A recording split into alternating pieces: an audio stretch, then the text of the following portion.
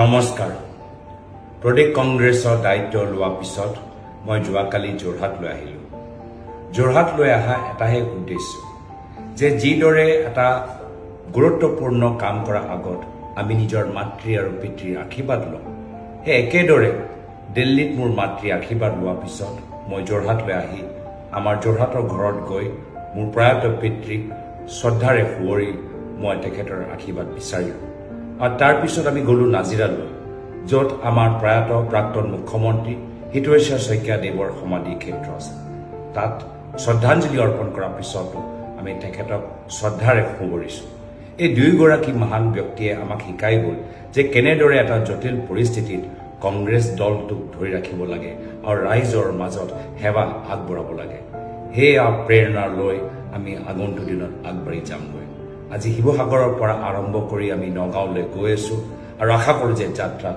আপোনালোকক দেখা পাম আৰু আপোনালোকৰ আশীৰ্বাদ পাম নমস্কাৰ ধন্যবাদ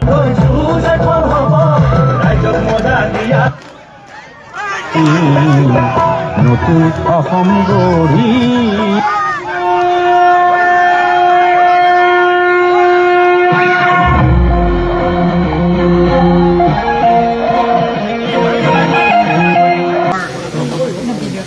অতি মৰমৰ আদৰৰ চেনেহৰ আমি মানচাও গৌৰৱ গগৈদেৱ আমাৰ পিতৃপুৰুষ চাউলু চুকাফাৰ আজি এই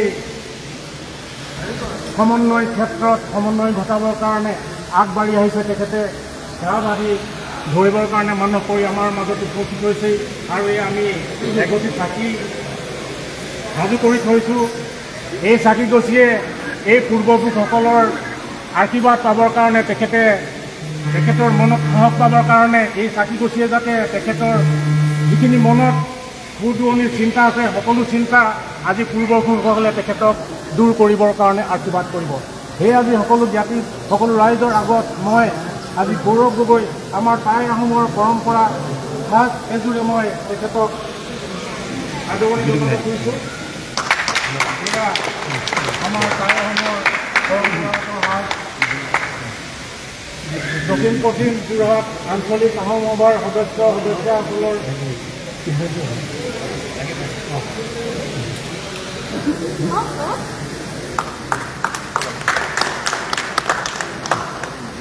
এতিয়া এই বন্তি গছি প্ৰথমে মই আমাৰ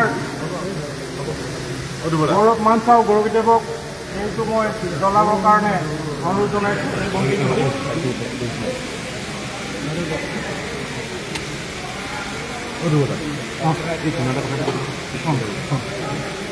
এইটো কৰিলোঁ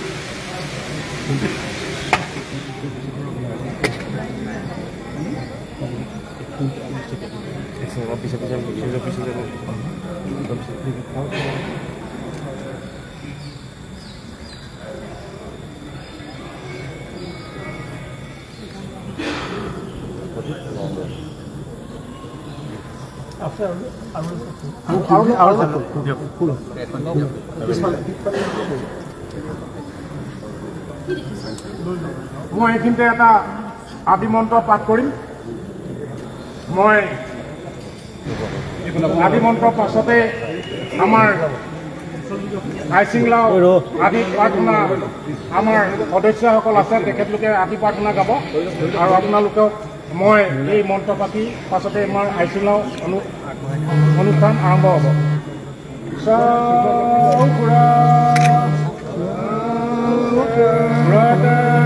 Sikiani pan boimu saukoi saukoi saunuru saukoi saunuru saukoi saunuru saukoi saukura longi sautara longi sausikia longi munhong kura ler ni pan boimun saukoi mosa mosai momongsai mosa moklongsam mumungbai jingkon ko hiddi hitken soikun soiken saukura sau he পূৰ্বপুৰুষসকল তোমালোক যতে আছা এই আজি আমাৰ ইয়াত যিখিনি আছে সকলোৱে দেখিছে চাউলুং চুকাফাৰ দিনতেই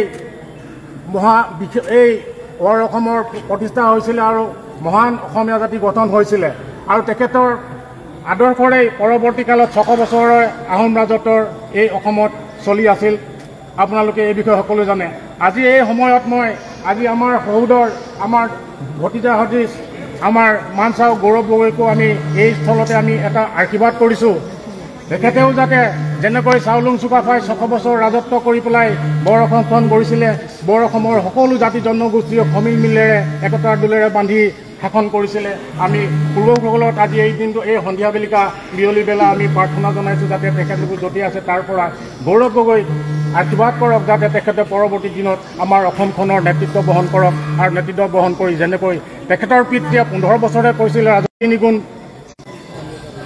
সংগঠিত কৰি পেলাই আমাৰ বৃহত্তৰ অসমখন সংগঠিত কৰি পেলাই উত্তৰ আগুৱাই লৈ যায় এই আমাৰ আজি এই সন্ধিয়া বেলা আমাৰ প্ৰাৰ্থনা আজি আমাৰ ইয়াৰ মাজত আছে সদৌ অসম চাওদাং জাতীয় পৰিষদৰ সম্পাদক সুৰজিৎ গগৈদেৱ আৰু অমীয় বৰুৱাদেৱ আছে তেখেতক সম্বোধনা জনাব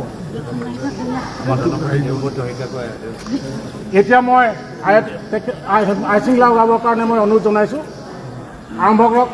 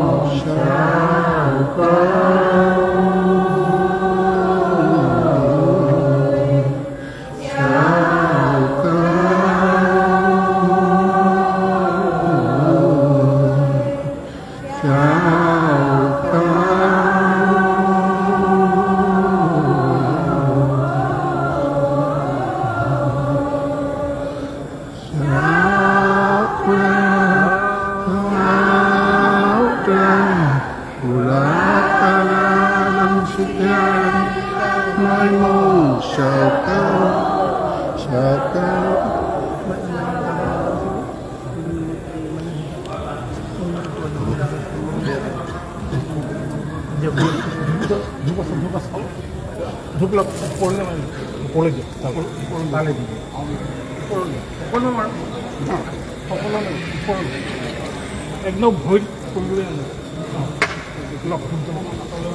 একদম ভৰিত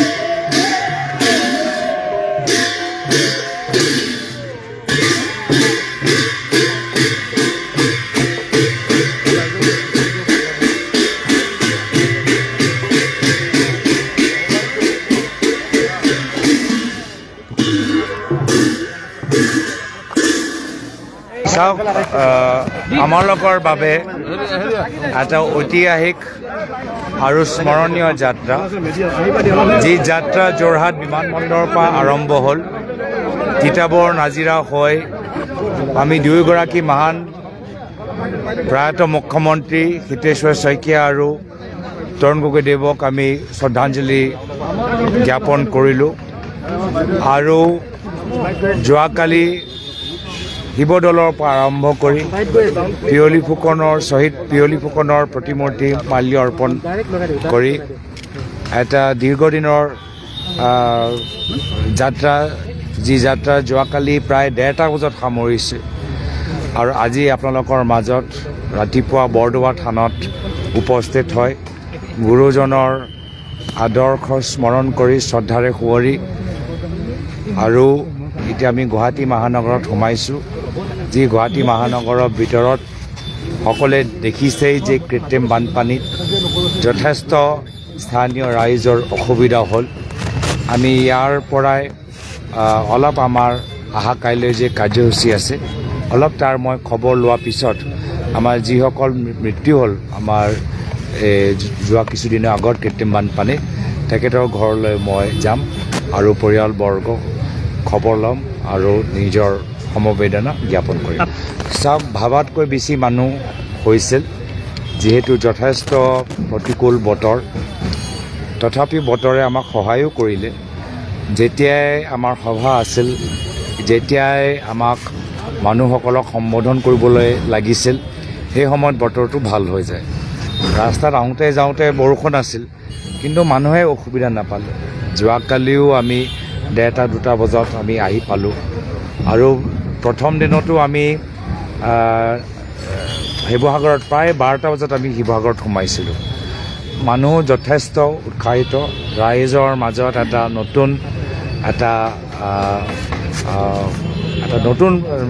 নতুন চিন্তা মই তেওঁলোকৰ মুখত মই অনুভৱ কৰিছোঁ।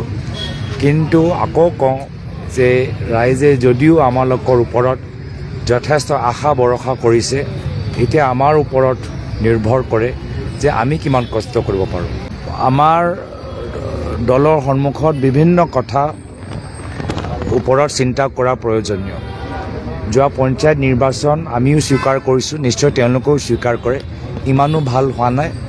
ক'ৰবাত যোৱা এটা বছৰৰ ভিতৰত সাংগঠনিক ক্ষেত্ৰত ক'ৰবাত আমাৰ দুৰ্বলতা সোমাই গৈছে। আমি সেইখিনি আগতে মেৰামতি কৰিব লাগিব, উন্নত কৰিব লাগিব।